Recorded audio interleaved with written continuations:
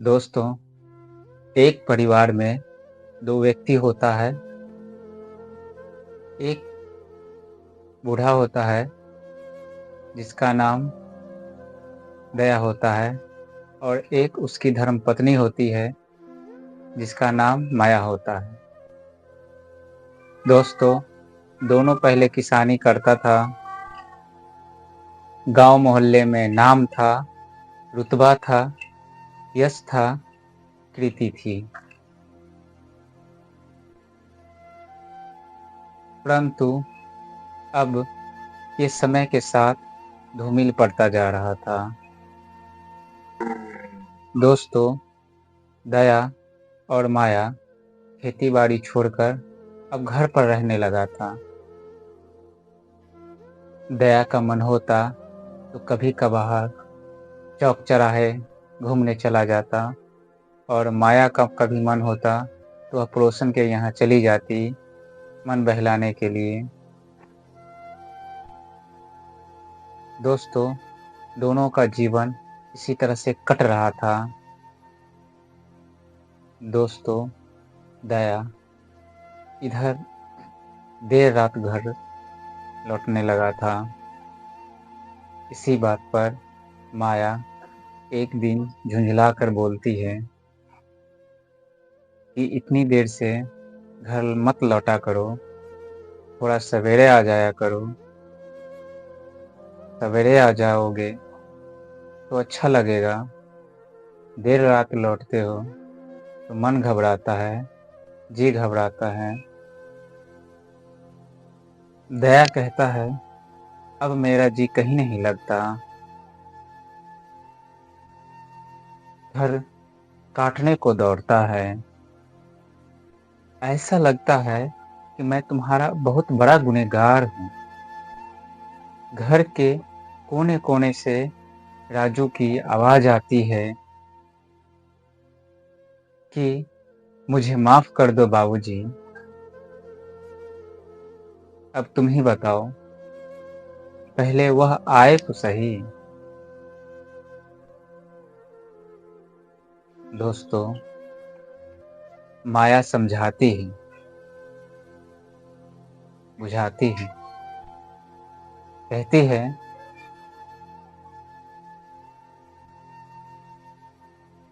कि जो कुछ भी हो रहा है सब भगवान की मर्जी से हो रहा है। इसमें तुम्हारा कोई कसूर नहीं है, सब ऊपर वाले का रचा रचाया है।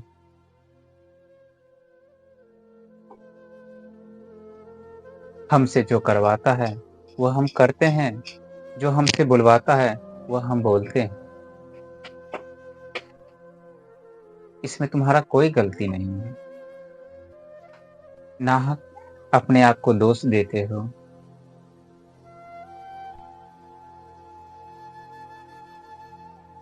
भगवान जो चाहेगा वह होगा। दया, तुम्हारी बात बेशक अच्छी हो पर मुझे काटने दौड़ती है। न जाने ऐसे क्यों काटने को दौड़ती है। मुझे तुम्हारी बातें जहर सी लगती है। मन करता है तुम ना ही बोलो तो अच्छा है।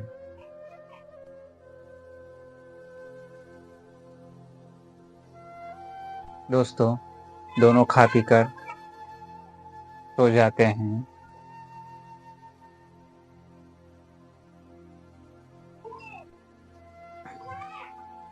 फिर सुबह होती है। दया नहा धोकर नाश्ता करता है और घूमने फिरने के लिए चौक चौराहा निकल जाता है। चौक गांव से कोई 1 किलोमीटर रहा होगा। दोस्तों, दोपहर होता है, शाम होता है। आज जितनी भी गाड़ियां आती है सभी गाड़ियों में वह कभी गेट से तो कभी खिड़की से अंदर झाँक कर देखता है और आते-जाते यात्री से पूछता है कि कहीं मेरे राजू को देखा है? अगर देखा है तो हमारा संवाद उन्हें कहना है।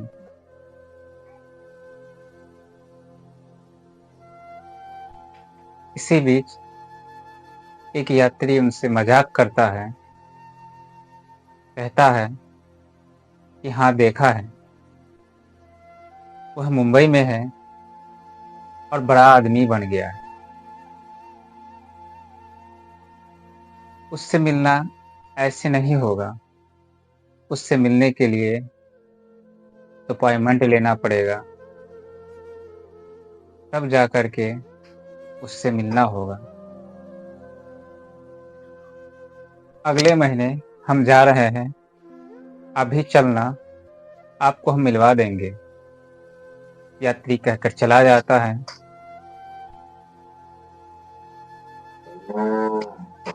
यह बात सुनकर दया के मन को बड़ी शांति मिलती है।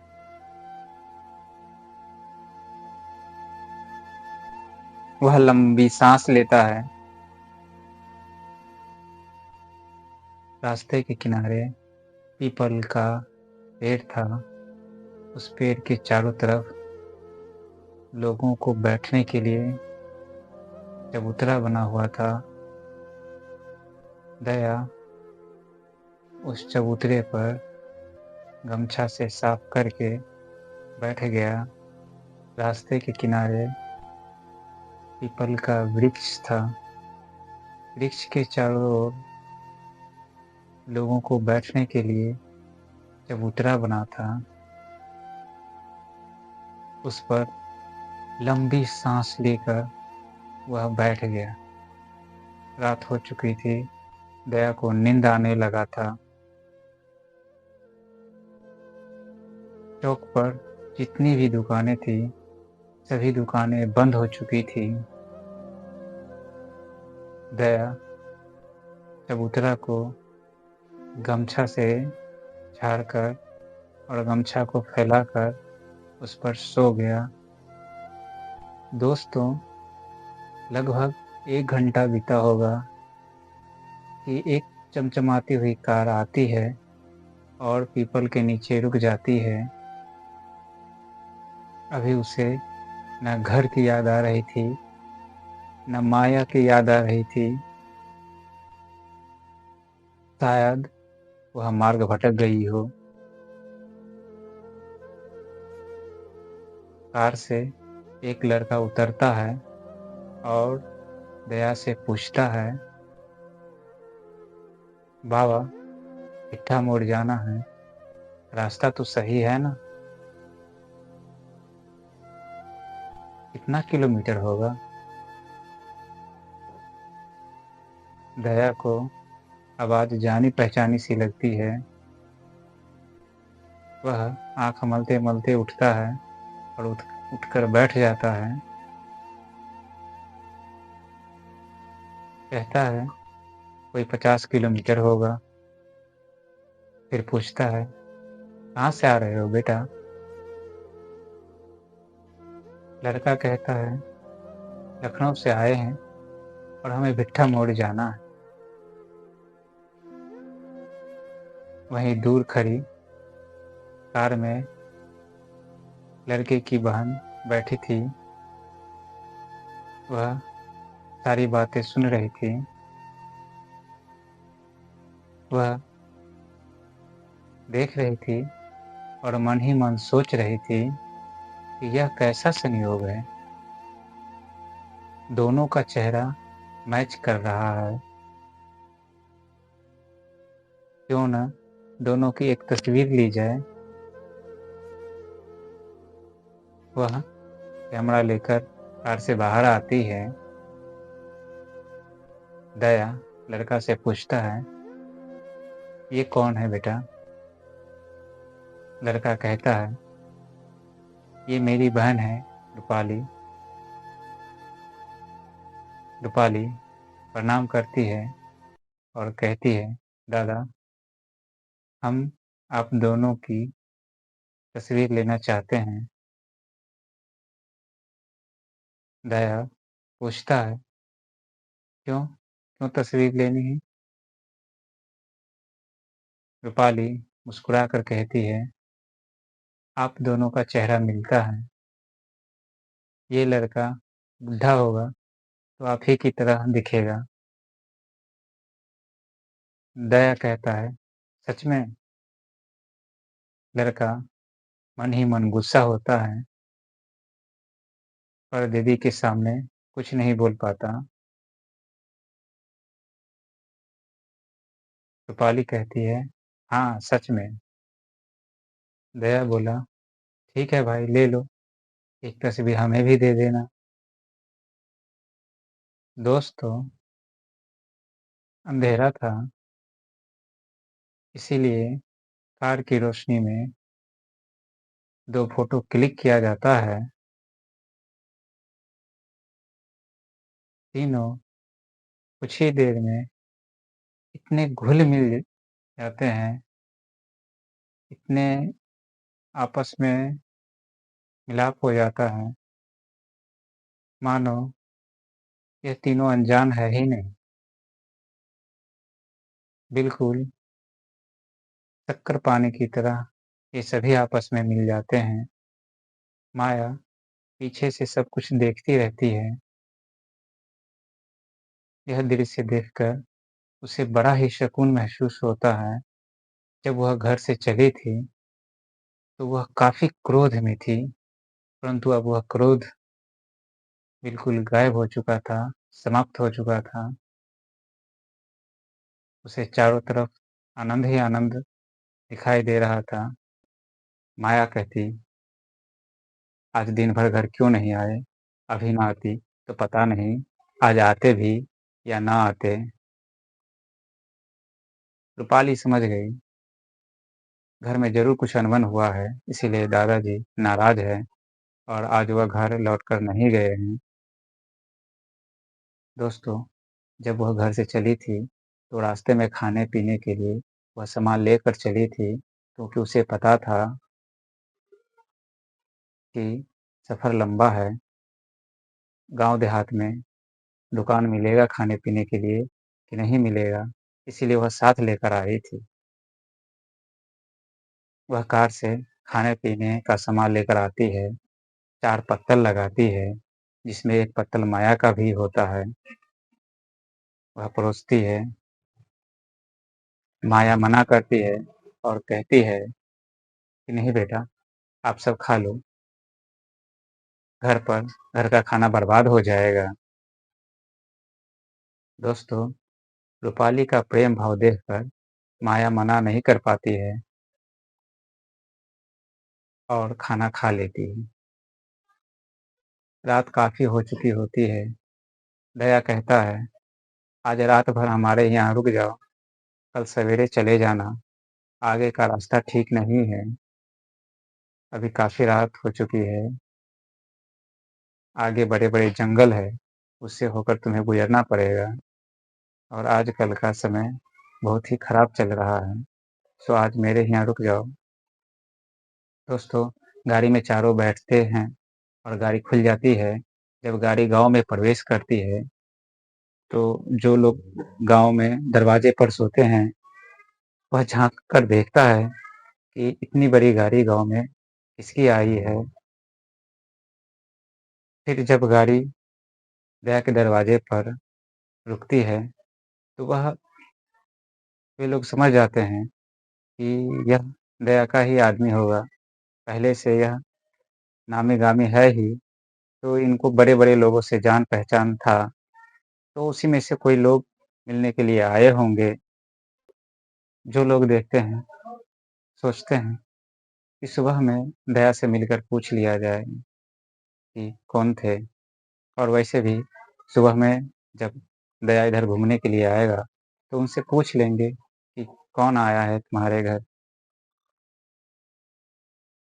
सुबह होती है, रूपाली सवेरे-सवेरे जग जाती है, फ्रेश हो जाती है, चूँकि उसे दूर जाना होता है, इसीलिए वह अपने भाई को भी जगाती है, उसका भाई भी फ्रेश हो जाता है।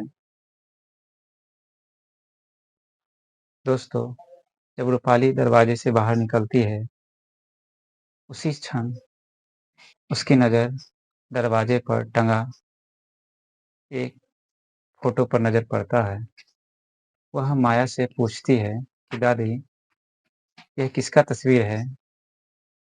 माया उस तस्वीर को, उस फ़ोटो को अपने पल्लू से साफ करती है और कहती है, यह मेरे बेटे राजू का तस्वीर है। अपने पिताजी से नाराज़ होकर वह घर से चला गया है। काफ़ी दिन हो गया, वह आज तक लौटा नहीं। उनके पिताजी इसी गम में बहुत ही चिंतित रहते हैं, टेंशन में रहते हैं कि इतने दिन गए, अब तक घर नहीं लौटे। आते-जाते लोगों से पूछते रहते हैं। इलाके से जितने भी लोग कमाने के लिए बाहर जाते हैं, सभी से पूछते रहते हैं।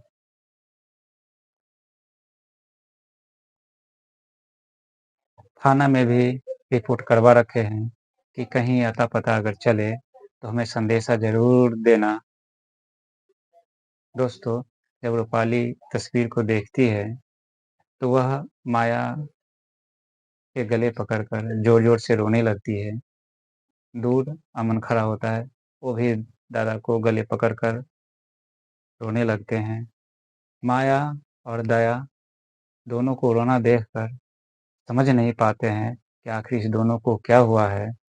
रोने की आवाज़ सुनकर अगल-बगल के लोग जमा हो जाते हैं कि आखिर क्या हुआ है।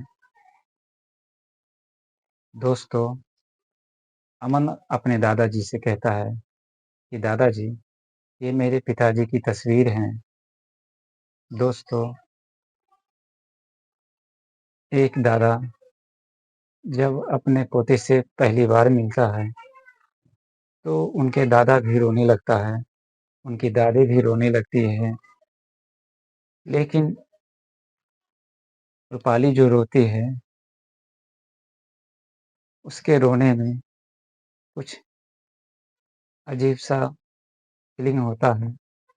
वह अपने दादी माया से कहती है कि अब पिताजी इस दुनिया में नहीं रहे। तब माया भी धार पार-पार के रोने लगती है। अगल-बगल में कुछ महिलाएँ होती हैं, वह माया को चुप कराती है, ढाढ़स बँधवाती है। उधर दादाजी भी ज़ोर से रोने लगते हैं, उनको भी कुछ बड़े-बुजुर्ग ढाढ़स बँधाते हैं। म लोग रूपाली से पूछते हैं कि कैसे मरे, कैसे घटना हुई? तो रूपाली कहती है, पिताजी नेवी में थे, पिताजी दुश्मनों से लड़ते-लड़ते देश के लिए शहीद हो गए। दोस्तों दोस्तों, रूपाली और अमन कुछ सप्ताह यहीं रुकता है और अपने दादा-दादी को साथ में लेकर शहर चला जाता है। दोस्तों, यह कहानी कैसी लगी, हमें आप ज़रूर बताना। अगर आपको अच्छा लगा हो, तो लाइक कर देना, सब्सक्राइब कर लेना।